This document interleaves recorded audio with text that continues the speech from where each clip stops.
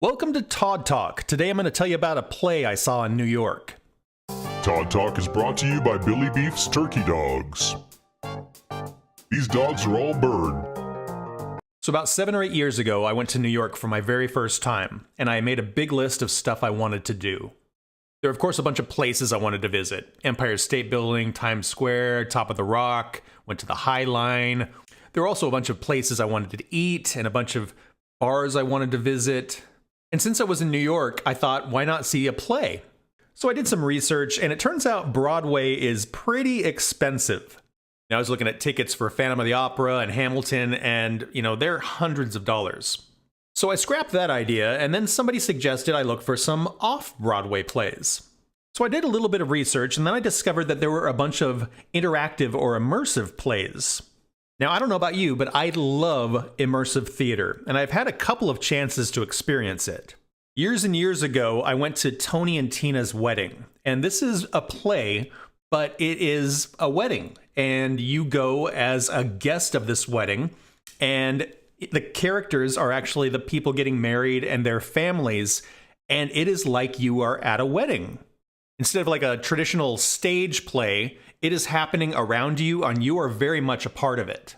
The wedding, of course, is very wacky and kind of goes off the rails, and then you go to the reception, and there's a bunch of drama, and somehow, even with all of these guests being part of what's going on, they keep it on the rails and actually tell a story, and it's really, really satisfying.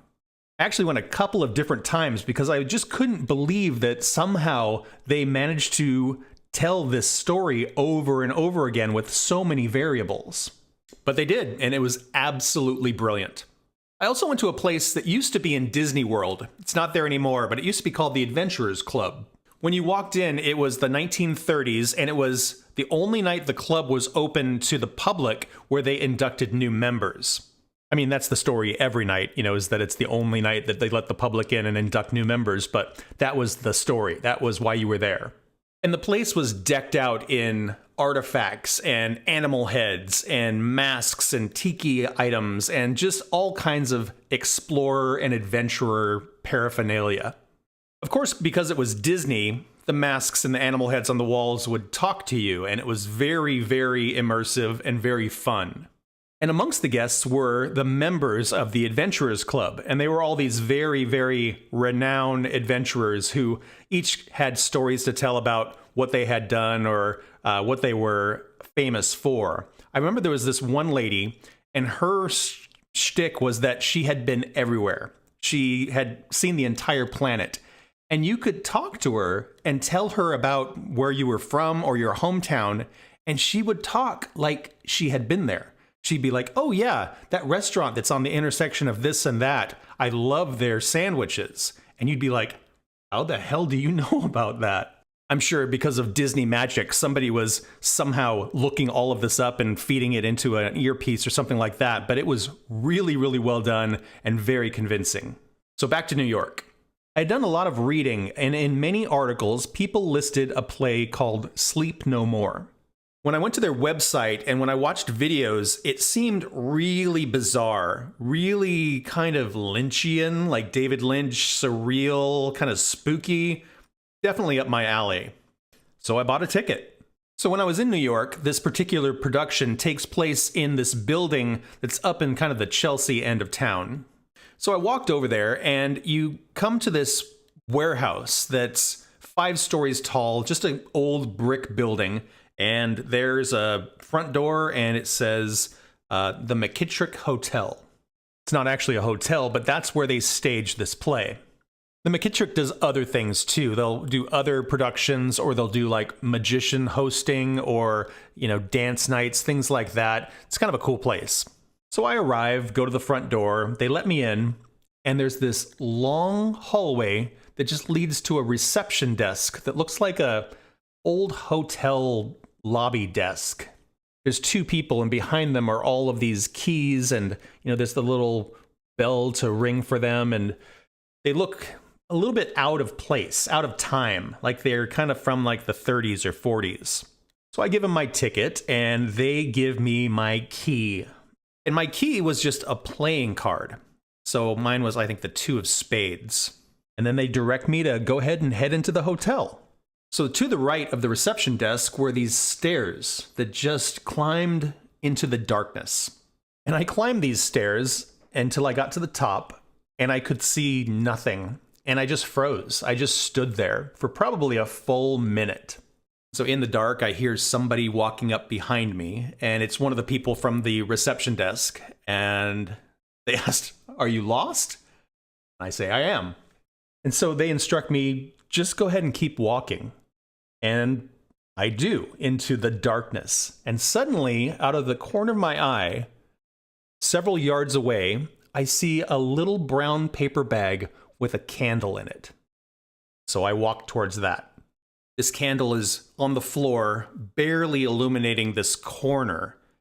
And once I get there and I look, I can see way over there another paper bag with a candle on it. So I head in that direction. I do this several times, just heading into the darkness, no way of getting back, nobody else around, just me in the darkness, heading towards these pinpricks of light. And then finally, as I get to this candle and I look, there's a bar. And this bar is kind of swanky. Again, feels very much out of time, like I'm in the 1930s. And the people in the bar look like they're from the 1930s. Their hair and their suits are all of that time, and they're speaking in that kind of transatlantic accent. So I go to the bar and I order myself a drink, and then somebody in the bar says, "Are there any people here with spades on their key?" Well, I've got spades on my key. So I get up and I head over to where this person is, and there's about a dozen of us that show up. They let people into the play in phases. And at this point, they sort of lay out the rules. First rule is they give you a mask, and you have to wear the mask the whole time. The second rule is you are not allowed to talk. And the third rule is you can go anywhere you want. So everybody in the audience puts on these white plain masks, and they let us through these doors. And as soon as you get through the door, it's very, very unsettling. You feel like you are absolutely not in New York. You initially feel like you're in somebody's house. You know, there are rooms and hallways. This is a bedroom. This is a study with a desk and all of that. Again, old. It feels like we are in the 30s or 40s. Everything is of that period. The cloth and the paper and the pens. And like when you walk up to the desk, you can open it and it's full of stuff. There's letters that have been opened and have writing on them. Every drawer has books or bills or different things. It's very real and very lived in. I walked out of the house and found myself on a street lined with old shops, a cobbler and a tailor. And I walked down the street and ended up in a little bit of a graveyard. And I'm walking through the graveyard looking at the gravestones, and it was really, really bizarre. This place is big enough that sometimes you would be all by yourself and you would look around and there would be nobody.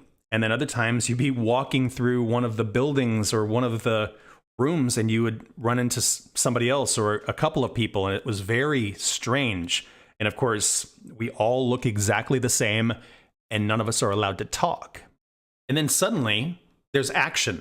These people burst in with this sick and ailing person, and they lay him down on the bed, and they're trying to comfort him, and he's so uncomfortable, and he's fading, and then he dies. And they just are absolutely distraught. And these people who are the actors aren't talking either. It's simply with their facial expressions and the miming of their actions that you understand what's happening. Now, I should back up a little bit and explain that this is basically the story of Macbeth that they are telling. But they're telling it in a very 40s noir kind of environment. So after watching this bit of action, this person and this person pick up the dead person and start to walk off through that room, and then the other two people that had joined, they walk off in that direction. And guess I'm going to follow them. But not everybody does. The other audience members who were in this space, some of them went the other direction. Some of them went elsewhere. So it's very much just wander around and see what you can see. Some of the scenes were very cryptic. There was a scene where these three guys were playing a game, and the game was very difficult to understand. There was another scene I stumbled onto where these people ran into each other in the street and they got in a fight. And this fight went down between these two guys, and at one point they went right through me, like I was not even there. A little choreographed. Like I said, it was sort of mimed, so while the action was kind of ferocious, it was still a little beautiful, like dance-inspired. And the feeling is something that I have a hard time describing. I've only run into it a few times. There was one time I went backpacking in the woods all by myself. Overnight trip. Just hike out into the national forest, set up camp, sleep, hike back out. And that feeling of being so out of place, such a fish out of water, is really hard to find sometimes. Obviously, in that situation, you were very far away from the rest of the world, and there was a little bit of danger and some other things. But with this play, you very much felt like you were in a different world. It was playing by a little bit of a different rule set that you didn't completely understand. And again, that fish out of water and that sense of wonder. Anyway, I'm a big fan of that feeling. At one point, I'm walking through this place, and I turn a corner, and I find that I am back in the bar where I started. But it's very, very different. There's cobwebs everywhere. The furniture is broken. The sign is sort of hanging cattywampus. And it's clear nobody has been here for a very long time. And somehow, every other audience member found their way into the bar at the same time. So there's a couple dozen of us standing around. And at this point, this is the part of Macbeth where the witches lay out the three things that are going to happen to him. But in this production, there's no talking. And so it is done in this really surreal and crazy way. There's music that's playing throughout this place. And at this point, it gets very loud, kind of electronic, and kind of just real intense. The lights start to change, and then they start to strobe, and the witches start screaming, and there's blood coming out of their mouth, and then the devil appears, and he's this guy who's probably 7 feet tall, completely naked, but he has the head of a bull, like a minotaur, and they're in this strobing light with these screaming women. You are face to face with this monster, and just as quickly as it all started, it all just disappears. And you're just standing there in this dilapidated bar. And then you kind of go on with your life. There were a couple other scenes that were very surreal, very intense. There was one scene where it was a man and a woman in this office in one of the businesses. And you could tell there was some sort of exchange going on. She seemed very distraught. He seemed a little smug. And there was some paperwork exchanged. And at the end of it, the man stands up, walks out the front door. And then the woman grabs one of the audience members and goes through this other door. And when you go to follow her, the door is locked. This happened a couple of times where an audience member was absconded with, or where a road was cut off. Experience some other weird things, and eventually end up in this sort of ballroom with everybody else. Everybody else starts coming in through different doors, and there's all of us. And on the stage in this kind of ballroom is a long table, and there are all the actors. And it's sort of like a dinner scene. And you can kind of see by the way that people are interacting what's going on. You can kind of read the subtext. And this is the part where they kind of pull Macbeth aside and, hold him accountable for what he's done and kill him. And then they get Macbeth and they put him up on the table and they throw a noose up through the rafters and they put the noose over his head and they push him off the table and he falls over the audience and everything just goes black. And this music starts to play and then the lights slowly come up and there above our heads is Macbeth hanging. And the whole thing is absolutely exhausting on an emotional level. You've seen and felt so much. It was incredible. We all file out of the ballroom, back into the bar, where there's a nice band playing really great jazz music. We all take off our masks, and we get to talk about it. And some people say things like, "Did you see the room with all the ice?"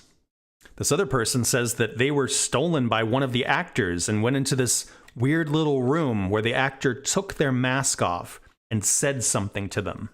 It's the kind of thing where I think you could probably go over and over and over and have a different experience every single time. Like I said, it's a feeling and an experience that is rare and hard to find in this world. And I absolutely loved it. If ever you're in New York, I highly, highly recommend you spend an evening watching Sleep No More. And they even let you keep the mask.